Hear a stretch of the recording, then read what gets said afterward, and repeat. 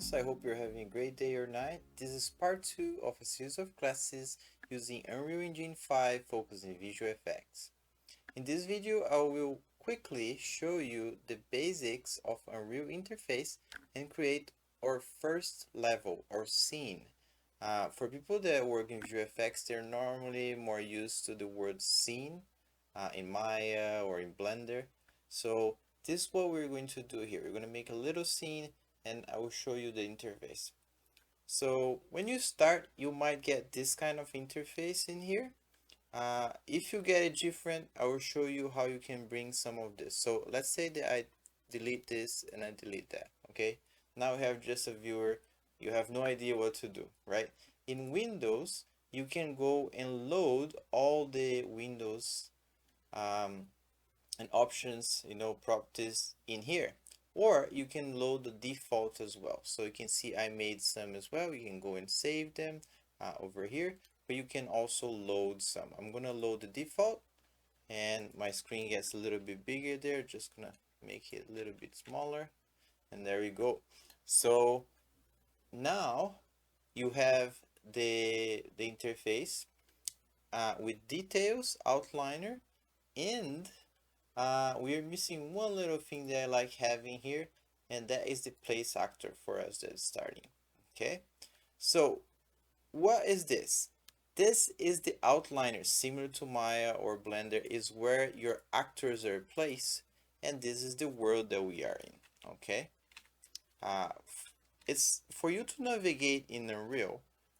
It's a little bit funny, but it's like a game. You can use the WASD to move around, but you need to hold the right click on your mouse and then you can move forward and backwards. You can also speed up or down the amount of movement you're having by using the right click again, and then while you're moving forward, you can go and use the mid mouse scroll to slow down. So you can see that I'm very slow now, and then I can go very fast, and you keep going fast. So this is a very quick way for you to move in the scene. You can also use how you would do in Maya, click on something and then click F, and you can alt and left click and use the mid mouse scroll again, just to move in and out. As you can see, again, alt and left click to rotate around. So this is the viewer. This is where my objects, my actors are. So in Unreal, we normally call something that is on a scene an actor. And then we have static meshes. You have here my sequencer, level sequencer, and my lighting, another light. So all these are actors in the scene. And I can go and bring them over here. You can get lights, simple shapes, and a bunch of other things. You can also search here. So if I want like a sunlight, I can go and search for that. Okay.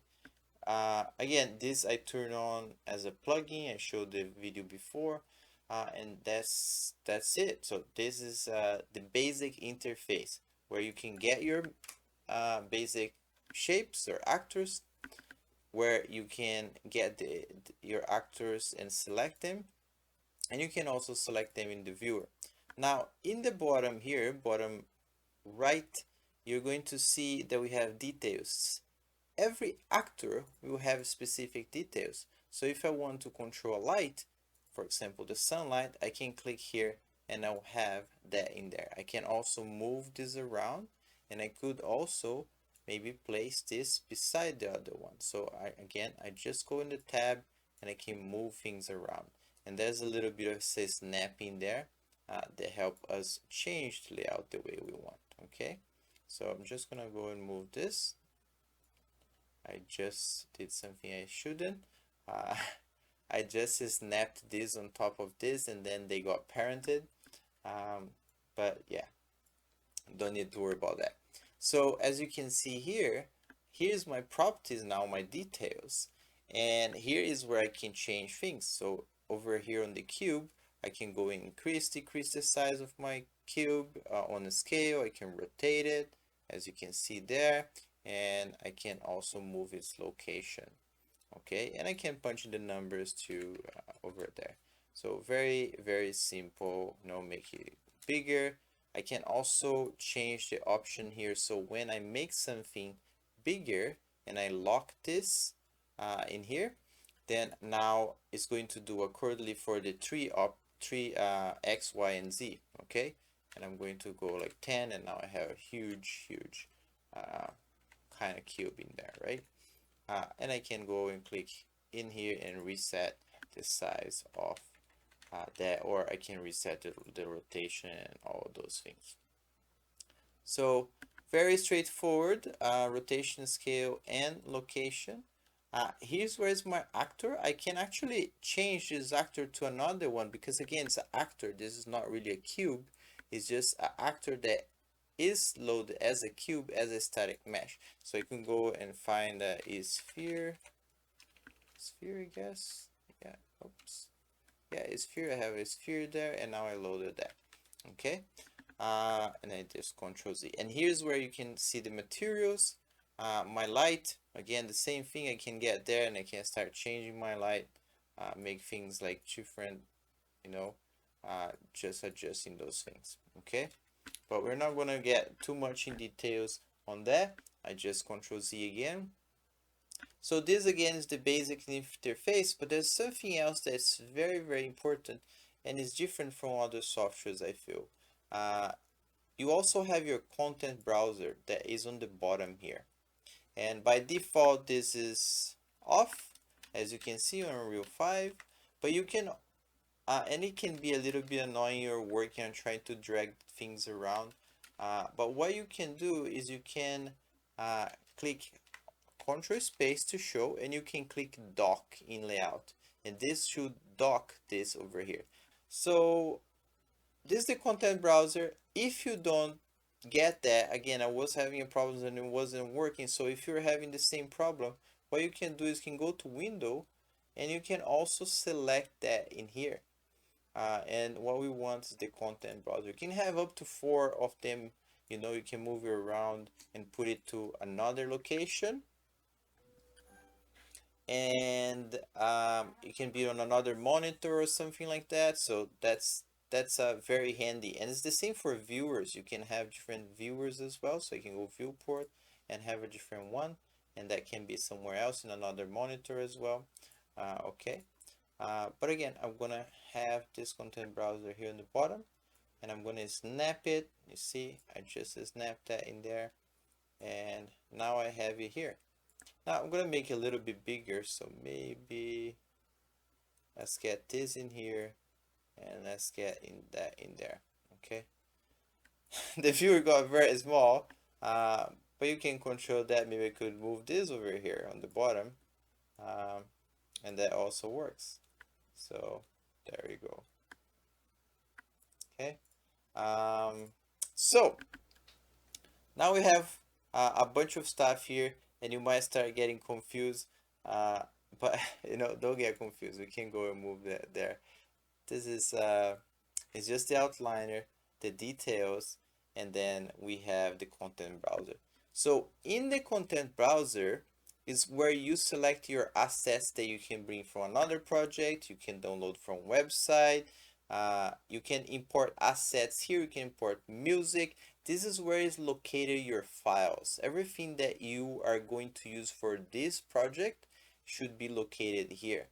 So if I go, let's see if I have some kind of starter content. So in starter content, I can see that I have audio here. I can even click play. Ouch, that was loud. No explosion. Oh no. So yeah, you can see over there, there's HDRIs for that. And then we have materials, different kind of materials that are already coming with the project. You have different shapes and textures. So everything that you use for a specific project will be inside of this project. This is like it's like your driver is where all your folders, all your folders and assets for a specific project will be. Now, if you're working on a TV show or a movie or your demo reel, you're going to most likely have everything here. You don't need to keep making different versions. In Maya, you might make like, okay, I have a scene for my car crash, another one for my environment, and in here you can have everything in just this file. Now, I would say it's a good idea to back up the whole project once a day or once a week, you know. But here's where it is. And what happened is in here you can make different scenes or different levels, different maps, okay? So I'm going to show here how you can make a map. I'm just going to click here in content. We can make even a folder, and I can call map. That's how Unreal normally call it, okay? And I can right click and I can make a map or a level, as you can see. And that is going to be an empty world with nothing on it. So I'm just going to go and click save, okay? Another thing is when you're saving things in Unreal, I would highly recommend you to use always this. There are different saves here that can give you different things, and those saves can save just assets or just some specific things. And again, I recommend using this, so you always save everything. Uh, you could have saved your map, but you didn't save the assets that you import in, and that could no Unreal could crash and you could lose that. So again, save this way. Now we have a map. This is your scene, and I can have different ones. So for example, for my classes here, I have series 1 and I have class 1 and class 2, and there's different maps in there. So I can go inside of that, just double clicking, and we're in a new environment. So I'm going to do something very quick here to just show how we can see things here. So for you to be able to see things in Unreal, different from Maya or Blender, initially you need to have some kind of light. And you could bring a directional light, but what I like is bringing the sun sky. So we're gonna get sun sky, and I'm gonna go and bring that in. By default, the sun sky is very bright because it's using scientific numbers for that. But what we can do is if you go and click here on the outliner and then you go down in the directional light, so inside of this sun sky is a blueprint, it's a code that has other actors and other things going on inside. So you can click here and then you'll be able to see what are the components inside of that. So I click in directional light, and then I'm going to just decrease this to maybe 10, and now we can see things. Another thing that I like having, so it's not that dark on the bottom there, is bringing a exponential fog, height fog, and now that's going to fill the bottom there, and we have something. I'll just go and get a plane as well, and we have some kind of ground there, and I'll make this like, I don't know, 100, and now we have something to put things on, and we can start building our scene in here. I'm going to click in here and bring a cube, and then I can bring also a sphere there, and it's still very bright as you can see. But on the sun, the cool thing about this, you can actually use scientific numbers and actually make a really cool scene with this. So if you're on like, let's say end of the day, you're gonna have this kind of light, and this is the latitude of it. So very cool, and that's how you start your scene and you start your environment and start making your work.